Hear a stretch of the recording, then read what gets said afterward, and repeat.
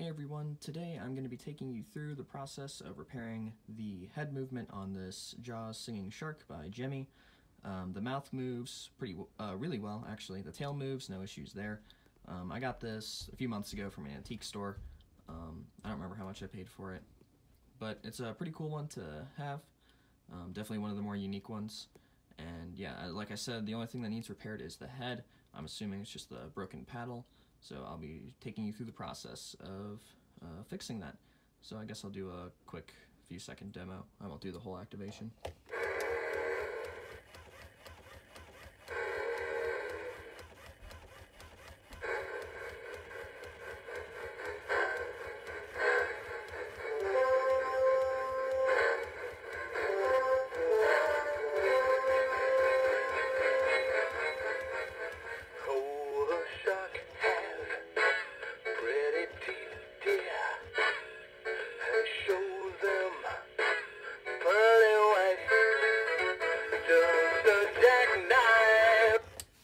Yep, so just the head needs fixed.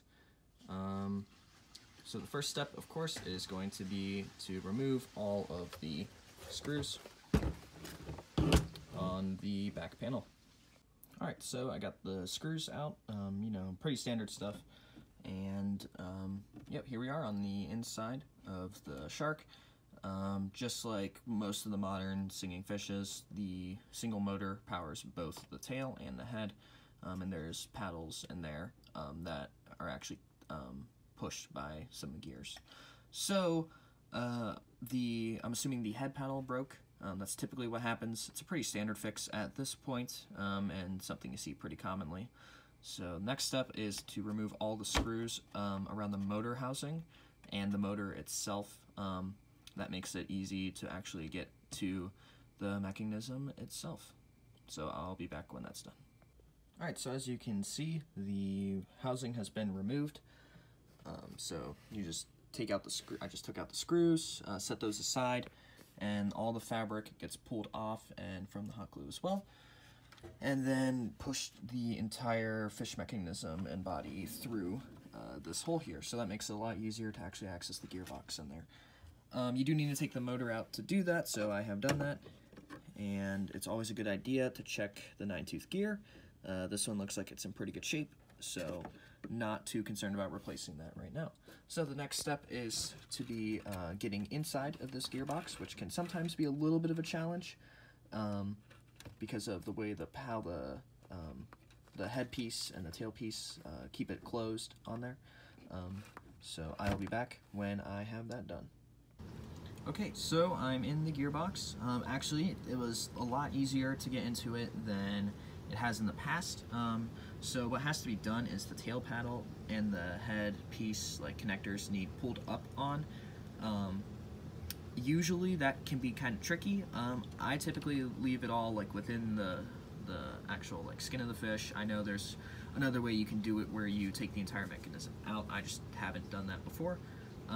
So yeah, this was a really easy opening, which was great. I've had one break on me before, and what I ended up doing was like hot gluing it, super gluing it, and then even like splinting these back together. And it works great, even with all of that. So here's the other half of the gearbox, if you're curious and haven't seen one of these before. And here's what we'll be replacing. So this is a head paddle, sometimes referred to as a whistle piece. So this will actually go underneath of this gear right here, and when this gear spins, it pushes this, which in turn has like a little knob underneath of it that pushes this, and that is what moves the head. So I have a replacement one right over here. I've had these for a couple of years now, actually. These are 3D printed ones, and they are very durable. They can be a challenge to get on, but once they are on, it works pretty well. So that is the next step, to get this gear out and fit this piece onto there. Okay, so the head paddle has been reinstalled. This was definitely one of the easier times I've had putting it on.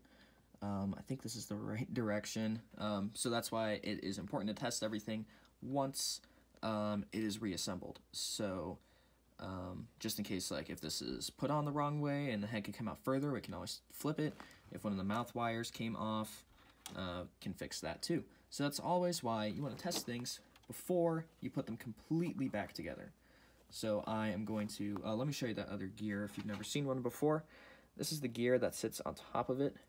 You can see there's a little like knob there, and that's what actually pushes that head paddle. And that sits just on top of that square shaft.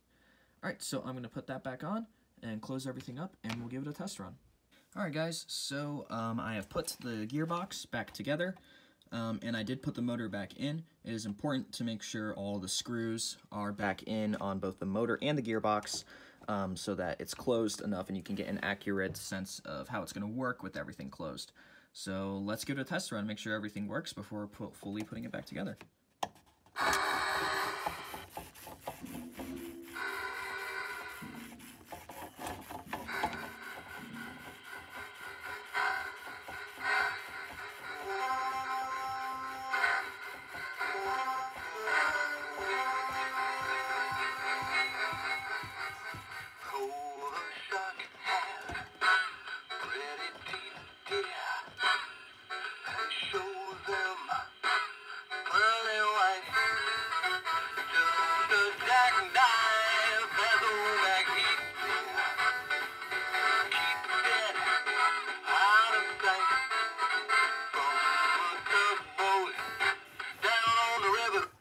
Yeah, so as you can see, it works great. I didn't have anything holding it down, so that's why it like curled up that direction the first time.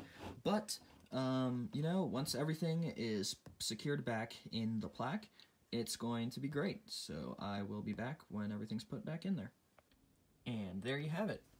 He is good as new. Actually runs really well. Yeah, these head paddles are great. Head and tail paddles, depending on the fish. Really good ones. So yeah, I guess I will go ahead and show you an activation of him.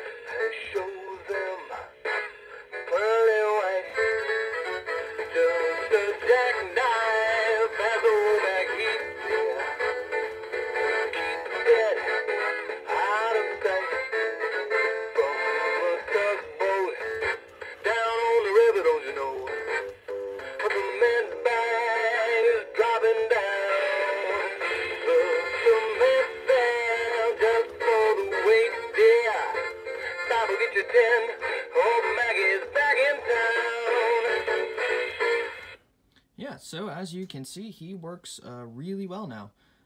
This was a really smooth repair. Usually I have something ridiculous end up happening, like a wire falls off or something else splits, so having something go pretty smoothly is a really nice change of pace. Alright, well, that is about it. I hope you have enjoyed.